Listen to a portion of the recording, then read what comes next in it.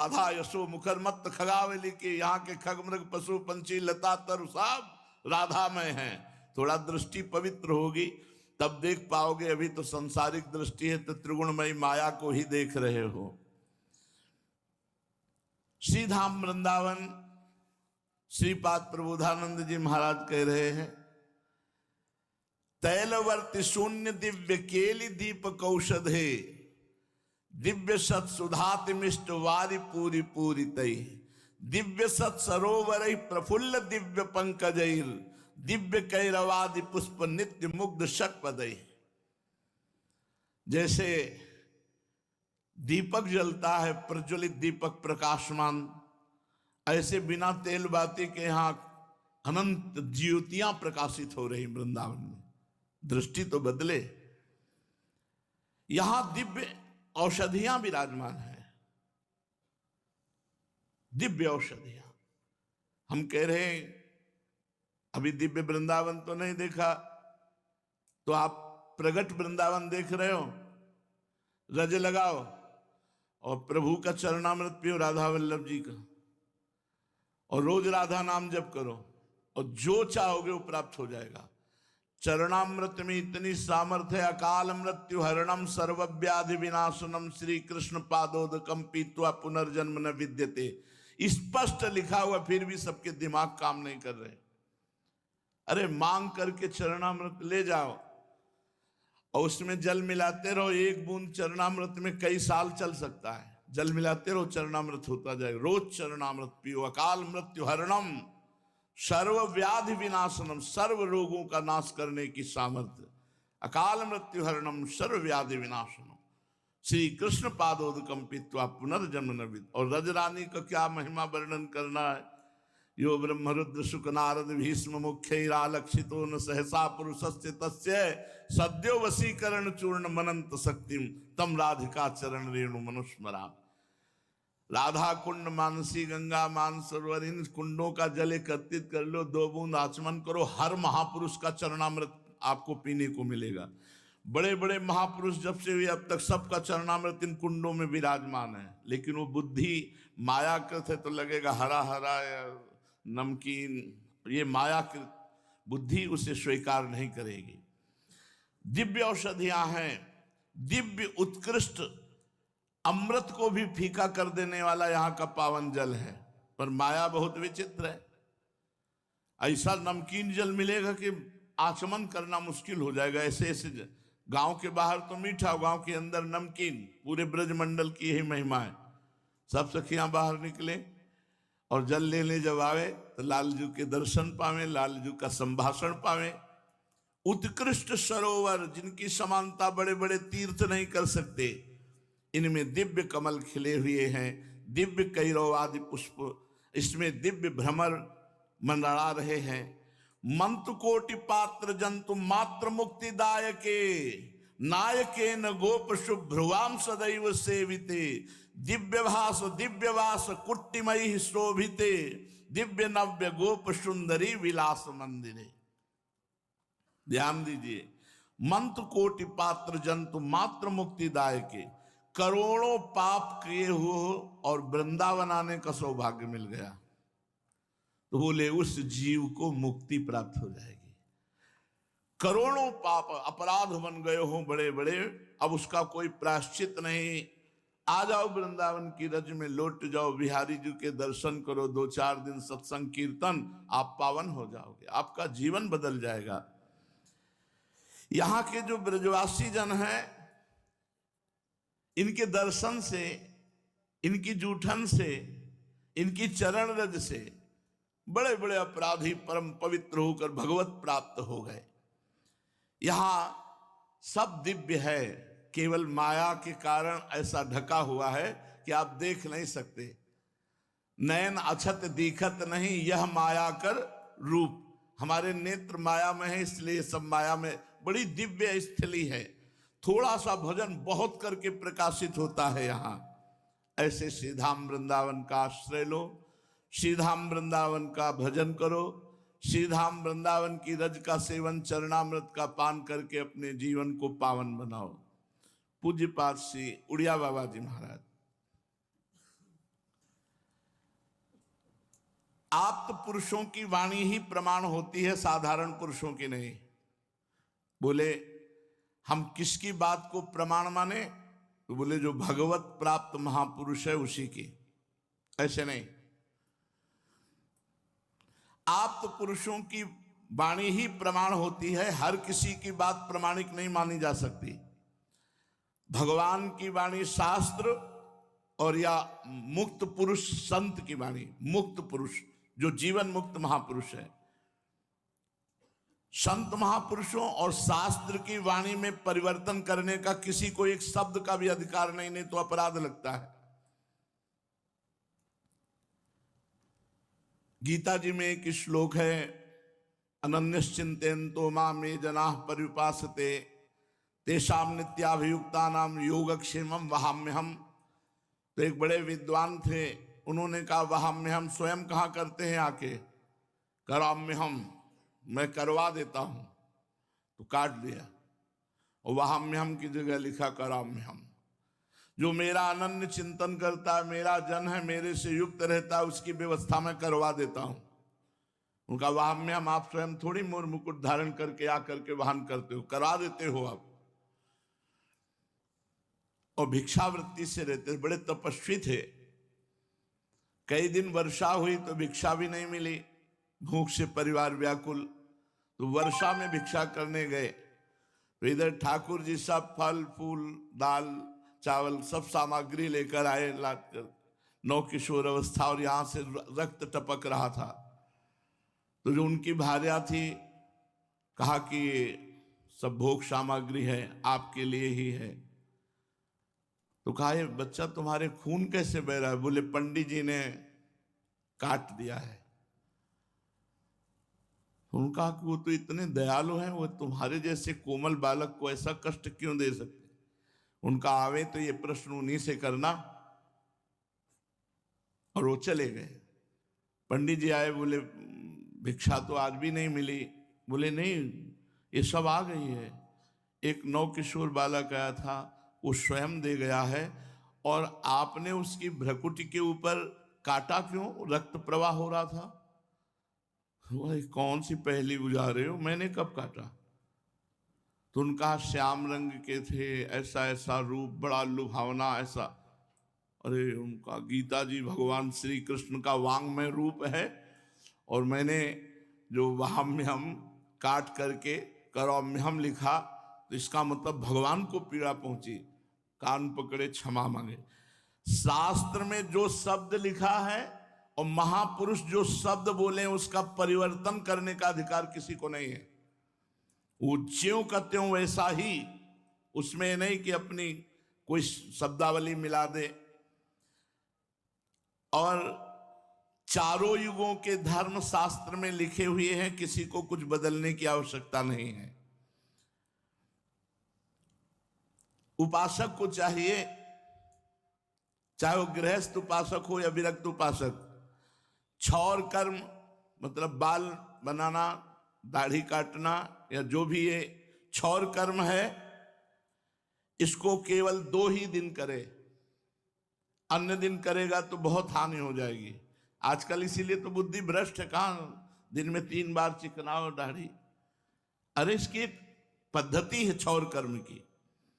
सोमवार के दिन जो शिव उपासक है या अपने पुत्र की उन्नति चाहता है, उसको सोमवार के दिन क्षौर कर्म नहीं करना चाहिए। मंगलवार के दिन क्षौर कर्म करने से अकाल मृत्यु का योग होता है। सुन लो ध्यान से, यह आप्त काम पूर्ण काम महापुरुष की वाणी है। मंगलवार को दाढ़ी मूछ बाल कटाना मुड़ाना जो भी, ये क्षौर कर्म मंगलवार और शनिवार को ये अकाल मृत्यु का योग पैदा करता है। कभी नहीं बनवाना चाहिए मंगलवार और शनिवार को। क्षौर कर्म नहीं करना चाहिए, नहीं आयु अपहरण होती है, अकाल मृत्यु का योग बनता है। बुधवार को कराना चाहिए। बुधवार को सुख और ऐश्वर्य की वृद्धि करने वाला होता है क्षौर कर्म। और शुक्रवार को करना चाहिए, इससे लाभ यश सुख ये प्राप्त होता है। 2 दिन है क्षौर कर्म करने के लिए, बुधवार और शुक्रवार। मंगलवार और शनिवार को आयु अपहरण होती है, अकाल मृत्यु का योग बनता है। और रविवार भगवान सूर्य का दिन है। इस दिन क्षौर कर्म करने से धन, बुद्धि, धर्म इसकी हानि होती है। और बृहस्पतिवार गुरु का दिन है। इस दिन लक्ष्मी, मान और भक्ति की हानि होती है। इसलिए सप्ताह में केवल 2 दिन ही है जिसमें क्षौर कर्म किया जा सकता है, बुधवार और शुक्रवार। सोमवार को भी थोड़ा उसके लिए जो शिव भक्त नहीं है, जो अपने पुत्र की उन्नति नहीं चाहता है, वो बना ले। अब यहां रोज बनाते हैं तभी तो बुद्धि भ्रष्ट है। और कौन सुख शांति को प्राप्त हो रहा है जो शास्त्र मर्यादा को नहीं समझते। हफ्ते में 2 दिन बहुत है, शुक्रवार और बुधवार, इसको क्षौर कर्म करना चाहिए। उपासक को चाहिए कि जब सूर्य ग्रहण या चंद्र ग्रहण का योग हो, कि ये पता चल रहा है कि कल चंद्र ग्रहण है या सूर्य ग्रहण है, तो आरंभ होने के 1 घंटा पहले स्नान करके किसी पवित्र स्थान में जप करने के लिए बैठ जाए। और जब चंद्र ग्रहण या सूर्य ग्रहण पूर्ण हो जाए तब आधा घंटा और बाद तक मंत्र का जाप पूर्ण करके एकाग्र चित्त से स्थिरता पूर्वक नाम जप, गायत्री पुरस्चरण या जो गुरु मंत्र मिला है, इनके करने से महान लाभ होता है। कई गुना बढ़कर जप हो जाता है चंद्र ग्रहण सूर्य ग्रहण में। आधा घंटे बाद फिर स्नान करके पवित्र तीर्थ आदि में फिर अपनी दिनचर्या में करे। ग्रहण के समय जप का बहुत बड़ा विधान है। जब ग्रहण पड़ने को हो तो पवित्र अपने लोगों ने भी अनुष्ठान किया है, यहां भी किया है, ब्रज में भी किया है। राधा कुंड में जाके इतने खड़े होकर जितनी देर चंद्र ग्रहण या सूर्य ग्रहण पड़े उतनी देर जप का सौभाग्य ऐसे। और फिर गंगा यमुना तो सेवन होता ही रहा। अब जो अब हमारे यहाँ प्रतिपल ग्रहण होता है। हमें स्नान करने की, अगर स्नान शुरू कर दे तो हमें टोटी के नीचे ही बैठे रहना पड़ेगा। हर समय ग्रहण होता है। प्रिया मुख चंद्र को, अब वो सब एकांतिक विषय है। इसीलिए अब इस चंद्र ग्रहण सूर्य ग्रहण का नमस्कार पूर्वक अब तो केवल रसिकनन निशान बजायो एक श्याम श्यामा पद प्रीति, श्री हरिवंश चरण निज सेवक बिचले नहीं छाड़ी रस रीति, प्यारी जो और प्यारे जो। अब दूसरा ना कोई ग्रह नक्षत्र तिथि वार लगन सबका कोई, लेकिन सार्वजनिक सार्वभौम सिद्धांत वर्णन कर रहे हैं। 4 जगह भोजन पाने में पराया अन्न नहीं माना जाएगा और दोष नहीं लगेगा। गुरु के घर में गुरु का दिया हुआ प्रसाद गुरु के यहां पाना, ये कभी परान्न या प्रतिग्रह नहीं माना जाता।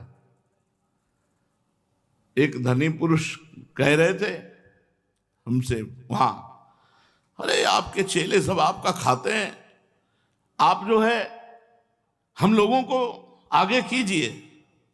फिर ऐसा आगे किया कि आगे खड़े होकर रो रहे थे। ऐसा आगे किया उनको ऐसा, अरे तुम, और शब्द कुछ अलग थे उनके, मतलब थोड़ा अपमानजनक थे। इन संतों को भिखारी समझ रहे थे, कह रहे थे सब आपका खाते हैं। अरे हमारा, तुम क्या समझते हो, हमारी आत्मा है ये हमारी आत्मा। तुम अपने लड़के को कितना प्यार करते हो, और ये लड़के अपने माता पिता नौकरी सब कुछ छोड़कर हमारे आज्ञा पर तत्पर हो गए हैं, तो आप क्या समझते हो ये हंसे खेले कूदे पड़े सोए तो निकुंज ले जाएंगे? तुम खिलवाड़ समझते हो? अपनी जिंदगी समर्पित कर दी। अब इनको ये देखना है क्या कि अच्छे हैं कि बुरे। हो गया पारस गुण अवगुण नहीं चितवत, कंचन करत खरो प्रभु जी मेरे अवगुण चितन। बहुत हमें बुरा लगा। संतों को भिक्षु समझते हो, अपने को तुम धनी मानी समझ के समझते हो कि हमारी तुम सेवा, किसी की भी ताकत नहीं हमारी सेवा कर सके, किसी की ताकत नहीं। रुपए से सेवा नहीं होती। भावोत्सवे न भजताम्र, वो भाव है नहीं, वो भाव बिना भजन के नहीं आए। रुपए से सेवा होती है, धन से संपत्ति से सेवा होती है। सेवा होती भाव से, और भाव कब आता है? जब हमारे पास कुछ नहीं है तब भाव आता है। इनके पास कुछ नहीं, हमारे सिवा कुछ नहीं। ये जितने हैं इनके पास हमारे सिवा कुछ नहीं है। इनसे पूछो कि तुम्हारे पास भजन साधन श्री जी क्या, वो यही इनके है कि महाराज जी जो है वही है हमारे, और तो कोई है। अब इनको तुम्हें, और देखो शास्त्र कह रहा, पूज्य सिद्ध महापुरुष कह रहे कि गुरु की वस्तु, गुरु के घर का ये प्रतिग्रह नहीं माना जाता। ये नहीं माना जाएगा कि आप खूब यहां पदार्थ पा रहे हो तो आपके पुण्य नष्ट होंगे, भजन क्षीण होगा। नहीं, गुरु के घर में प्रतिग्रह नहीं माना जाता। और अपने पूज्य जनों के, जैसे दादा है, बाबा है, पूज्य जन है, इनके घर में, अपने घर में कोई प्रतिग्रह थोड़ी माना जाता है। और मातृ पक्ष में मामा के यहां कोई प्रतिग्रह नहीं माना जाता है। इसलिए प्रतिग्रह से बचो। अगर अन्यत्र कहीं भोजन पाए तो कुछ न कुछ दो या कोई न कोई सेवा कर दो जिससे तुम्हारा प्रतिग्रह छूट जाए। गुरु के यहां कोई प्रतिग्रह थोड़ी होता है। अरे कैसे तुम अभी जानते नहीं, इस संसार के प्यार में फंसे हुए लोग जानते नहीं। यहां ये नहीं देखा जाता कि तुम कितने साधन करने वाले हो, कितने बड़े भजनानंदी हो, कितने त्यागी हो, कितने तपस्वी हो। यहां देखा जाता है कि आप कितने समर्पित हो, आप कितने समर्पित हो। बस ये जो अपनापन है, ये जो विशुद्ध भाव है, इसी से भगवत प्राप्ति होती। काल प्रारंभ में कह रहे थे भरोसा भरोसा। खाओगे समोसा तो कहां से आएगा भरोसा? इधर चटनी समोसा, ये संसारिक भोग पदार्थ, तो वही संसार की तरफ खिंचाव हो रहा है। थोड़ा सात्विक भोजन पाओ, फिर देखो भरोसा आ जाए। कुछ नहीं है, कोई बंधा नहीं है, कोई, मतलब हम कैसे तुम्हें बताएं यार। हास्य रघुनाथ कर बेग न जाने, कोई जो जाने रघुपति कृपा सपने मोह ना हो। गधे की तरह बंधे। एक धोबी गधे को रोज ले जाता था कपड़ा लाद कर घाट में। एक दिन रस्सी भूल गया, सोचा गधा चला जाएगा, पता नहीं कहां दूर चला जाए, हम कपड़े धोएंगे। तो उसने जैसे रस्सी बांधता था ना, ऐसे गधे के पैर में हाथ घुमा दिए 2 बार। गधा खड़ा, कपड़े धो के सुखा के गधे में लादा और हाका तो गधा चला नहीं। 2-4 डंडे मारे फिर भी नहीं चला। उसके दिमाग में चल क्यों नहीं रहा? अच्छा, बांधने का नाटक किया था, खोलने का नाटक किया और दौड़ गया। बस ऐसे हम बंधे हैं। हम बंधे नहीं हैं, बंधे नहीं, बिल्कुल बंधे नहीं है। दौड़ पड़े तो अभी बिल्कुल खुला, कौन हमको पकड़े हुए। लेकिन हम बंधने का भाव स्वीकार कर चुके हैं। इसीलिए उपासना के द्वारा उस बंधन भाव को हटाया जाता है। गोस्वामी जी कह रहे जड़ चेतन ग्रंथि पड़ गई, यद्यपि मृषा छूटती कठिनाई। यद्यपि झूठी है। अब हमारी इस समय भाषा समझ जाओ, ना कोई बंधन है ना कोई मोक्ष है, दोनों अज्ञान कल्पित हैं, दोनों नाम अज्ञान के हैं, मोक्ष भी और बंधन भी। पर भाव में बंध गए हो तो भाव से छूटना पड़ेगा। बस इतनी बात है। यद्यपि मृषा छूटती कठिनाई, उसी भाव को कैसे समझा जाए? एक जगह भाव लगा दो, गुरु में, इष्ट में, नाम में, मंत्र में, धाम में, कहीं एक जगह समर्पित हो जाओ। अब भैया जीवन का लक्ष्य हमारा नाम, राधा राधा राधा, हम कुछ नहीं जानते, हमारा कहीं प्रेम नहीं, बस नाम में राधा राधा राधा, नाम निष्ठ हो जाओ। अब हम तो कुछ नहीं जानते, भजन हो या ना हो, जैसे भी हम महाराज के हैं, अपने गुरुदेव के हैं, गुरुनिष्ठ। अब जैसे भी हम श्री जी के इष्ट निष्ठ। अब जैसे भी हम तो धाम में पड़े, धाम निष्ठ। एक निष्ठा कोई पकड़ ले, बस बात बन गई अपनेपन से। जो परिश्रम करता है और बुद्धिजीवी होता है और नाम जप करता है, उसके लिए कुछ दुर्लभ नहीं है। कायर बनकर के बैठने की जरूरत नहीं। खूब नाम जप करो, जब खाली हो तो नाम जप करो, जब सांसारिक कार्य हैं तो भगवान को अर्पित करते हुए कार्य करो। बुद्धि प्रवीण, नाम जप और मेहनत करने का स्वभाव। आलसी प्रमादी ये जीव किसी भी मार्ग में उन्नति नहीं प्राप्त करते। परिश्रम करने वाला, बुद्धि प्रवीण और नाम जप करने वाला कुछ भी प्राप्त कर सकते हो, कुछ भी जो चाहो प्राप्त कर सकते हो। एक बार असफलता होगी, 2 बार होगी, हम हर बार प्रयासरत रहेंगे। महाराज जी बहुत लोग जोर जोर करके बोलते हैं प्रणव मंत्र, रास्ता चलते हुए जूता पहने हुए मंत्र उच्चारण करते हैं, क्या ठीक है? बिल्कुल ठीक नहीं है। प्रणव और गुरु मंत्र, द्वादशाक्षर मंत्र, पंचाक्षर मंत्र ये गुरु से लिए जाते हैं और ये पवित्र अवस्था में जपे जाते हैं, नहीं कि जो चाहे उच्चारण करे, चाहे द्वादशाक्षर मंत्र चाहे पंचाक्षर। कीर्तन होते हैं भाई। यही समझ में नहीं आता कि वो भागवत क्या पढ़े हैं, शास्त्र क्या पढ़े हैं, जो द्वादशाक्षर मंत्र का पंचाक्षर मंत्र का कीर्तन करवाते हैं। जिन मंत्रों को गुरुदेव ने दिया था शंख घंटा बजवा कर, चद्दर ओढ़ा करके, कि कोई इशारा भी न समझ पावे मंत्र क्या दिया जाता है, वो मंत्र कीर्तन करवाया जा रहे। बाबा कह रहे बिल्कुल सनातन धर्म की दृष्टि से बात ठीक नहीं है। हमारे शास्त्रों में प्रणव माने ओम और वैदिक मंत्र जितने भी हैं अशुचि अवस्था में नहीं जपना, पादुका पहने हुए नहीं जपना और उच्चारण करते हुए नहीं जपना, अंदर ही अंदर जपने का विधान है। अगर कोई इस आज्ञा का उल्लंघन करता है तो उसका मन मलिन हो जाता है और उसका पापाचरण में रति हो जाती है। ये बात हमें चित्रकूट में एक संत भगवान ने भी बताई थी। महाराज जी प्राचीन काल के ऋषि मुनि तो आकाश मार्ग से भी चलते थे, देवलोक में चले जाते थे। अब के महात्मा नहीं चलते, देव मार्ग से चलते थे ऋषि मुनि, तो अब तो नहीं चलते। क्यों नहीं? तुम्हारे पास दृष्टि है क्या? उड़िया बाबा जी कह रहे क्यों नहीं, आज भी चलते, तुम्हारे पास दृष्टि है। अरे देवताओं की तो बहुत कम सामर्थ्य है, महात्माओं की तो बहुत बड़ी सामर्थ्य है। तुम्हारी सामर्थ्य नहीं, तुम नहीं देख सकते हो। सबके शरीर तो एक से नहीं होते, किन्हीं के शरीर तमोगुण प्रधान होते, किन्हीं के रजोगुण प्रधान होते, किन्हीं के सत्वगुण प्रधान होते हैं। जो जितना सूक्ष्म शुद्ध सतोगुणी होगा और खूब भजन परायण होगा, वो लोक लोकांतर में संकल्प करते ही पहुंच जाएगा। अब इसको देखने के लिए तुम्हारे अंदर भी तो इतनी तपस्या और साधना होनी चाहिए। आज भी महात्मा है जो देव मार्ग से चलते हैं, योग मार्ग में जो स्थित महात्मा है। कुछ समय पहले की बात है, पाली है कानपुर में, वहां नागा बाबा नंग धड़ंग रहते थे, बच्चों के साथ खेलते रहते थे। विशाल काय शरीर, बहुत लंबे चौड़े और दिगंबर वैसे।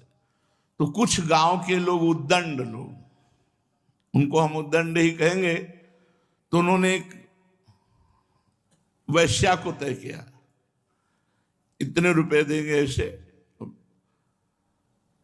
महाराज जी को बच्चों के साथ खेलते हुए उस कमरे में ले गए, बच्चों से कहा भाग गया और वैश्या को अंदर।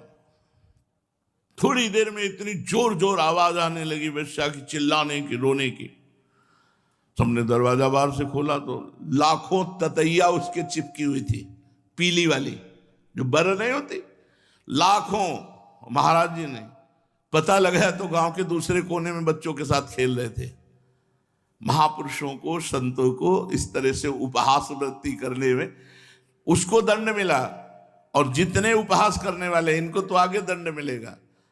तो महात्माओं की शक्ति को देखने के लिए खुद महात्मा बनना पड़ेगा, तब देखना। बाबा बोले आकाश मार्ग से कितने ऋषि मुनि चल रहे हैं, तुम्हारी दृष्टि हो तब तो तुम देख पाओगे। महाराज जी ये धर्म, अर्थ, काम, मोक्ष ये कैसे प्राप्त हो? पुरुषार्थ माने प्रयास, सहनशीलता माने धैर्य, पुरुषार्थ, सहनशीलता और शास्त्र के अनुसार कर्मानुष्ठान और इंद्रिय संयम, बस इसी से सब कुछ प्राप्त हो जाएगा। इंद्रियों को बुरे कामों से रोक लो और लंबे समय तक फल ना मिले तो भी धैर्यवान रहो, शास्त्र के अनुसार पुरुषार्थ करो, नाम जप करो, निश्चित जो चाहोगे वो प्राप्त हो जाएगा। चलते हैं श्रीमद् भागवत महापुराण। प्रसंग चल रहा है करुणामय भगवान द्वारिकाधीश दिव्य रुक्मिणी जी के महल में, रुक्मिणी जी के पलंग में विराजमान हैं। रुक्मिणी जी स्वयं अपने कर कमल से पंखा कर रहे हैं। बड़ा सुंदर शोभा है। महालक्ष्मी रुक्मिणी जी पंखा कर रही, अखिल ब्रह्मांडों के स्वामी द्वारिकाधीश भगवान पलंग पर विराजमान है। सुंदर मोतियों की लड़ियों की झालरें लटक रही, मणियों के दीपक जगमगा रहे हैं, बेला चमेली के फूलों से सजाया गया है, महमा महक रहा है, सुंदर इत्र छिड़का गया है। चंद्रमा की सी कांति उस महल के अंदर हो रही स्वाभाविक। और उद्यान में पारिजात वृक्ष विराजमान है, जिसकी शीतल मंद वायु सुगंध लेकर के प्रभु की सेवा कर रही है। चारों ओर धूप जैसी सुगंध। ऐसे महल में दुग्ध के फेन के समान कोमल उज्जवल बिछौने पर भगवान श्री कृष्ण विराजमान है। रुक्मिणी जी त्रिलोकी पति भगवान श्री कृष्ण की सेवा कर रहे हैं। श्री रुक्मिणी जी चंवर डुलाते हैं, कभी पंखा डुलाते हैं, ऐसे सेवा कर रहे हैं। रुक्मिणी जी के कर कमलों में जड़ाऊ अंगूठियां, कंगन, चंवर शोभा पा रहा है। भगवान के श्री मुख की शोभा देख करके एकटक आनंद में मगन है। जब भगवान मुस्कुरा देते हैं तो रुक्मिणी जी का हृदय आनंद से भर जाता है। रुक्मिणी जी अलौकिक रूप लावण्यवती महालक्ष्मी ही तो है। जब भगवान को देखा कि सर्व सच्चिदानंद में लीला मनुष्य रूप धारण करते हैं, तो आप भी शरीर धारण किया रुक्मिणी रूप में। भगवान श्री कृष्ण ने देखा रुक्मिणी जी बहुत आनंदित है, पंखा जला तो कहा, राजपुत्री सीता भूपैर लोकपाल विभूति भी महानुभाव श्रीमद भी रूपौर दार्य बलोर जितई। राजकुमारी पुत्र हो चुके हैं प्रद्युम्न जी आदि। भगवान देखो कितनी जोर की मजाक कर रहे हैं रुक्मिणी जी से। कहा, राजकुमारी बड़े बड़े नरपति जिनके पास लोकपालों के समान ऐश्वर्य और संपत्ति है, जो बड़े महानुभाव हैं, श्रीमान हैं, सुंदरता, उदारता और बल में भी बहुत आगे बढ़े हुए हैं, वो सब तुमसे विवाह करना चाहते थे। तुम्हारे पिता और भाई भी उन्हीं के साथ तुम्हारा विवाह करना चाहते थे। यहां तक कि वाग्दान भी हो गया था विवाह का।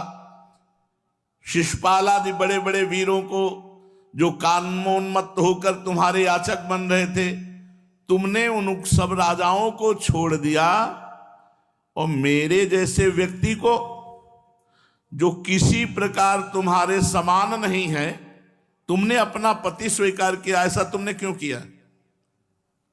सुंदरी, तुमको पता होगा कि हम जरासंध से भयभीत होकर समुद्र की शरण में द्वारिकापुरी बनाई। बड़े बड़े बलवान हमसे वैर रखते हैं, और तुमको यह भी पता होगा कि मैं राज सिंहासन पर नहीं बैठ सकता। महाराज ययाति ने शाप दिया था महाराज यदु को, जब कहा अपनी जवानी दो, तो बोले जवानी का प्रयोग माता के साथ कभी नहीं दे सकता। तो उन्होंने कहा कि मैं तुम्हें शाप देता हूं कि तुम्हारे वंश में राज सिंहासन का अधिकारी नहीं। हम लोग राज सिंहासन के भी अधिकार से वंचित हैं। और सुंदरी, हम किस मार्ग के अनुयायी हैं, हमारा कौन सा मार्ग है, ये लोगों को अच्छी तरह मालूम भी नहीं। और हम लोग लौकिक व्यवहार का ठीक ठीक पालन नहीं करते, और हम स्त्रियों को अनुनय विनय के द्वारा रिझाना भी नहीं जानते। रुक्मिणी जी पंखा झल रही। और देखो, जो स्त्रियां हमारे जैसे पुरुषों का अनुसरण करती हैं, उनको क्लेश ही क्लेश भोगना पड़ता है। सुंदरी, हम तो अकिंचन है, ना हमारे पास कुछ था, ना है, न रहेगा।